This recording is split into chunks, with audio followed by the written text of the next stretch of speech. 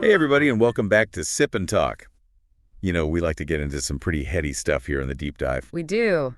But today I thought we'd take a little break from the usual doom and gloom. Oh, good. And dive deep into something we could all use a little more of, especially when the world feels like it's falling apart around us. Laughter. Laughter. Always a good topic. And not just any laughter, right? We're talking about the kind of laughter that works across cultures. Oh, yeah. You know, for our amazing international listeners out there. The kind that can bring people together. Yeah, because let's face it, sometimes you just need a good laugh that everyone can get in on. Absolutely. Laughter is truly a universal language, you know. It is. And we could all use a bit more of it these days, that's for sure. So let's get right to it. Okay, I'm in. Where do we start? His wife cooks for fun. For food, they go out to a restaurant. This one plays on societal expectations, right? Yeah, those stereotypes about gender roles, especially in the kitchen. I mean, those stereotypes are definitely out there, but this one might not be as universally relatable. Okay, let's move on to something I think is truly universal, the awkwardness of everyday life. Ooh, what about physical humor, like facial expressions? Oh, absolutely. Think slapstick comedy, like those old silent films. A pie in the face is funny no matter where you are in the world. It's a universal language. All right, I'm feeling pretty good about our international joke repertoire so far, but I'm curious. Why do you think some cultures gravitate towards certain types of humor? Like, why are the British known for their dry wit, while other cultures prefer something more, I don't know, slapsticky? That's a great question. It probably has to do with a whole bunch of factors. A culture's history, their values, their social norms, even their climate could play a role. Wait, really? Climate? How does that affect humor?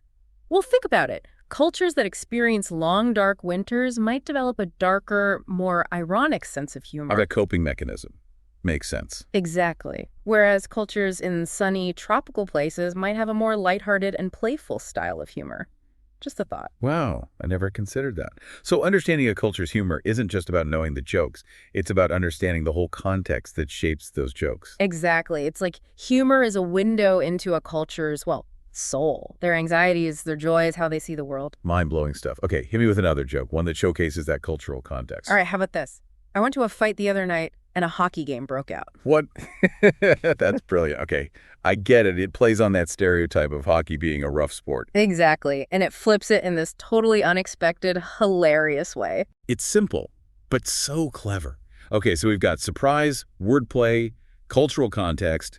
What else can we add to our international humor toolkit? Well, another common element is misunderstanding, or double meanings. Think about jokes that rely on puns or wordplay. Like that joke you told earlier about the orange rolling down the hill and turning into juice. Exactly. It's a simple joke, but it relies on that double meaning of turned into literally changing form and becoming juice. That kind of wordplay can be so effective, even across languages. Okay, so we've got surprise, wordplay, cultural context, and misunderstanding. I feel like we're building a solid foundation for crafting jokes that'll make people laugh all over the world. We are. But important to remember that humor is subjective. Oh, for sure. What one person finds hilarious, another might find offensive, or just plain confusing. Exactly. So the key is to be mindful, respectful, and always open to learning from different cultural perspectives. It's like we're on a comedic adventure, exploring all the different ways people find humor around the globe. I love that analogy. And the more we expose ourselves to different cultures, the more we'll develop that sensitivity. Okay, this is all super insightful, but before we get too serious, can we hear another joke? Always up for a good laugh. How about this? Why don't scientists trust atoms? Because they make up everything. Oh, that's a good one. Classic pun. And it highlights how language and culture intertwine to create those unique forms of humor. Right. A pun might not translate perfectly across every language, but the concept of wordplay, that's something people around the world can appreciate. Yeah. This deep dive is seriously exceeding my expectations. We're not only unearthing hilarious jokes, but we're also gaining a deeper understanding of those cultural nuances that shape our sense of humor. I know, right? Why do we even laugh in the first place? What's going on in our brains when we find something funny? Well, it all starts with a part of the brain called the limbic system. Okay. You know, the emotional control center up there. Right. And when we encounter something unexpected or incongruous, it triggers a response in this limbic system. Incongruous. Okay, so Yeah. give me an example of something incongruous. Okay, well, imagine an orange rolling down a hill and suddenly, poof, it turns into juice. Okay, I can see that. Right, unexpected, right. Yeah. So that's incongruous, and it makes us laugh. I can totally picture that. Like, wait, what just happened? And then you just start laughing. Exactly. Our brains are wired to try and make sense of the world around us, so when something unexpected happens and then we figure it out, boom, we get a little reward, a burst of dopamine. Ah, dopamine, the feel-good chemical. Precisely. And that dopamine rush is what we experience as laughter. So it's like our brain giving us a little pat on the back for getting the joke. Exactly. A little reward for figuring things out. But, it's not always about happy laughter. Right. Sometimes we laugh when we're feeling, uncomfortable or nervous. Oh, yeah, nervous laughter. Yeah. Like when you're in an awkward situation Yeah. and you just can't help but let out a little chuckle. Exactly. And that kind of laughter, it's not really about experiencing pleasure. It's more like a coping mechanism. A coping mechanism. Yeah, when we're faced with stress, anxiety, maybe even fear, Right. laughter can actually help us regulate those negative emotions. So it's like a pressure valve. Exactly. It helps us distance ourselves from whatever is causing us stress and sort of gain a sense of control. And we all know, right? A good laugh can just make you feel better physically, too. Oh, absolutely. Like stress just kind of melts away. It really does. When you laugh, your body releases endorphins. Endorphins. Those have pain-relieving and mood-boosting effects. Like a natural painkiller. Exactly. And not only that, but studies have shown that laughter can boost your immune system. Really? It increases the activity of your immune cells and antibodies, which makes you more resilient to getting sick. Wow, so laughter really is like a natural medicine. It really is. It's like a therapist and a personal trainer all rolled into one. I like that. I like that. It's a superpower. It is. It is Yeah. best. But, okay, let's get back to what we're really diving into today. Okay. Jokes that travel well.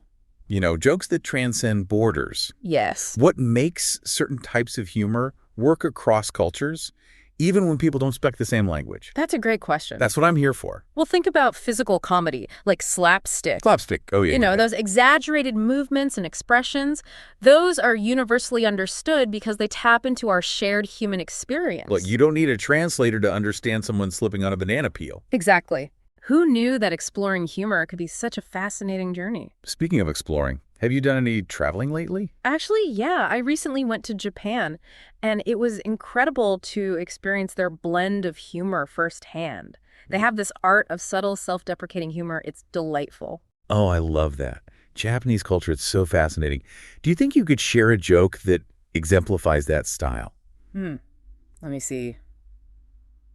I've got one. It's a wordplay joke that highlights their love for puns. Here it goes. Why did the bicycle fall over?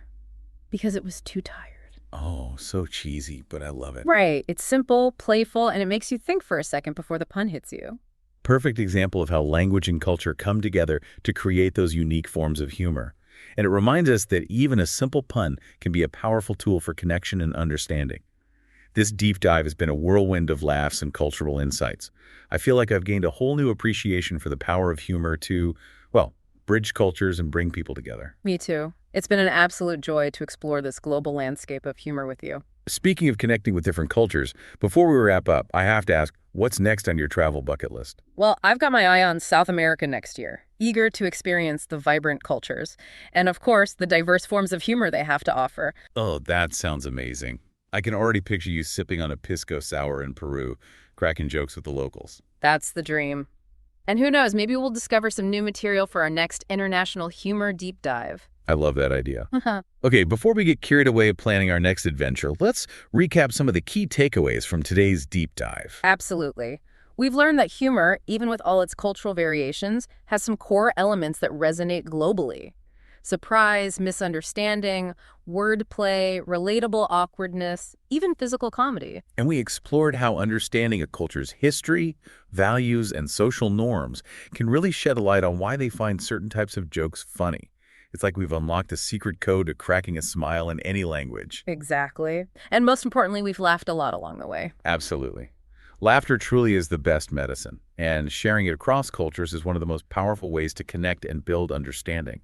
This has been such a fun and insightful deep dive. Humor truly is a universal language, It brings us together, it helps us cope with tough times, and it even keeps us healthy. Couldn't agree more. Talk about a superpower. So next time you're feeling stressed or down, do yourself a favor. Okay. Find something that makes you laugh.